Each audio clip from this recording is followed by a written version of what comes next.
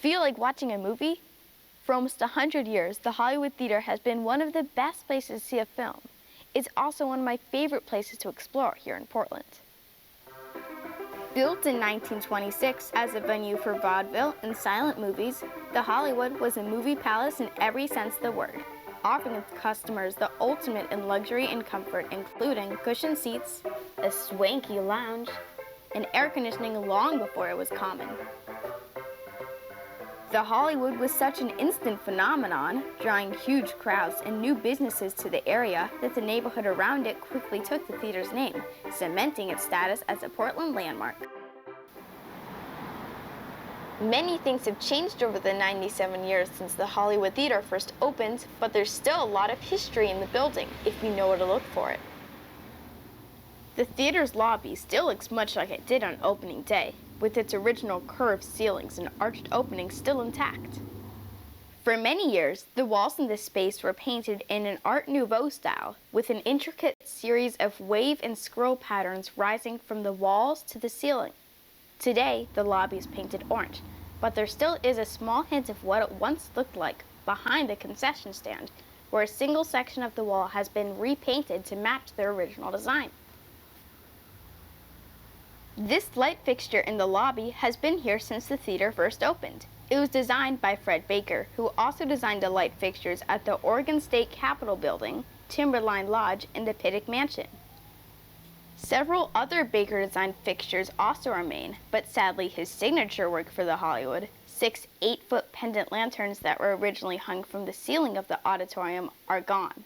According to a 1972 ad in the Oregonian, they were sold for a total of $450, but no one at the theater today knows where they ended up.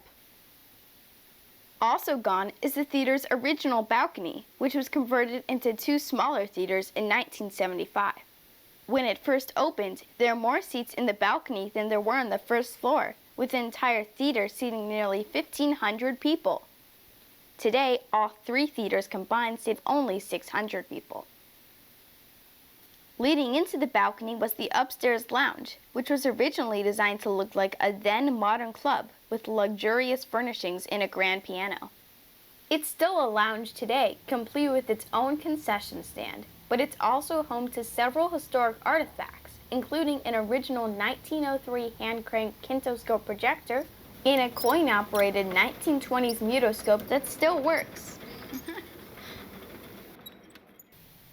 Like many movie palaces of the era, the interior of the theater was elaborately decorated with false balconies and ornaments on the walls and ceilings. Over the years, as the theater was modernized and the screen grew larger, red curtains were hung over the walls and the ceiling was painted, hiding much of the Hollywood's original grandeur. The curtains remain in the upstairs theaters, but if you peek behind them, the original walls are still there underneath. They're easier to see in the main auditorium, where large portions of the curtains were removed a few years back. These seats, on display in the hallway up to the balcony, are original to the theater and are believed to date back to the 1940s. Hard to believe, but thousands upon thousands of people sat in these seats over 75 years, until they were finally replaced in 2012. And behind them is a recent addition to the theater, a stained glass window that was rescued from the Roseway Theater after it was destroyed by a fire in 2022. The Hollywood's ground floor projection booth was the first of its kind in Portland when the theater first opened. At the time, film was highly flammable, so the entire booth was constructed to be fireproof. To this day, projectionists enter through a heavy concrete door that seals the room from the rest of the theater. Ladies and gentlemen, this is Cinerama. In 1961, the theater was retrofitted for Cinerama. A precursor to IMAX, Cinerama was a super-wide film format designed to immerse audiences into the on-screen action. Instead of one projector, Cinerama theaters used 3 at the same time to create the effect of a 145-degree image on a long, rounded screen. Although Cinerama didn't last long, the 2 added projection booths remain in the main theater. And the Hollywood tradition of large format projection continues. This is the Noralco AA2, one of the two film projectors still in use at the Hollywood Theater, capable of playing both 35mm and 70mm film. The Hollywood is currently the only movie theater in all of Oregon screening films on the big screen in 70mm. Of course, 70mm is far too large to have been projected on the theater's original stage, but did you know that the stage is still there? I'm standing behind the screen on the theater's original stage. Above me, you can see what used to be the proscenium of the stage, and if we walk a bit further, these red and gold stage curtains also date back to the theater's opening. But this may be the best part.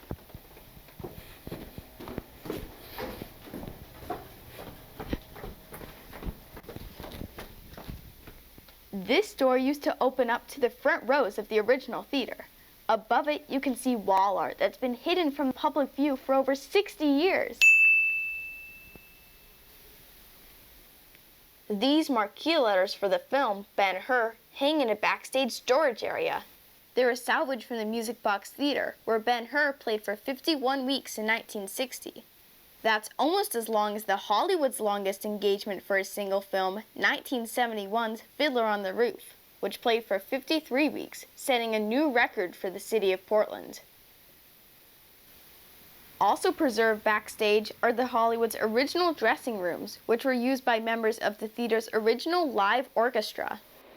Here in the basement, there's still a tiny door that the musicians used to use before each performance. It leads just below the stage to where the orchestra pit once stood.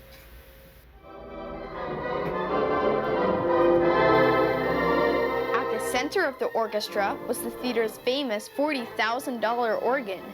It was removed in the 1950s, but thanks to the nonprofit Columbia River Theater Organ Society, the Hollywood has a new organ, which is used to accompany regular screenings of silent films.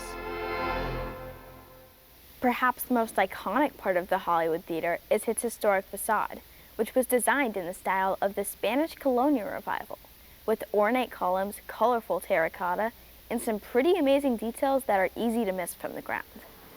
We sent a drone up to get a better look, and up close, it's almost like visiting an art museum, with all kinds of sculptures and other reliefs built into the tower's many nooks and crannies.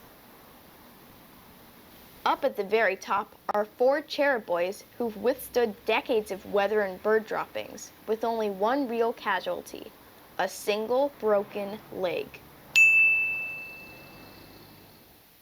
Here's a little known fact. The facade wasn't completed when it first opened. Large flags were placed at the top to distract from the unfinished work. And if, like me, you've wondered if there's a way to access the upper balcony at the top, sadly, there isn't.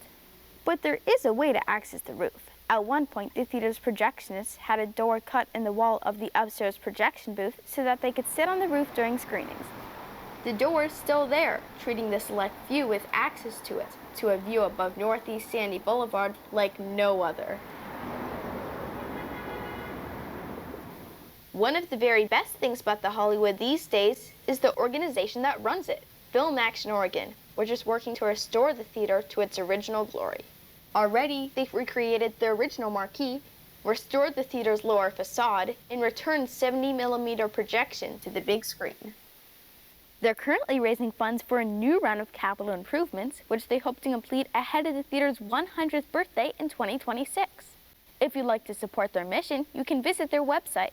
And if you've never seen a movie at the Hollywood, I highly recommend it. Thank you to the Hollywood Theater for opening their doors to me, and thank you for watching. Bye.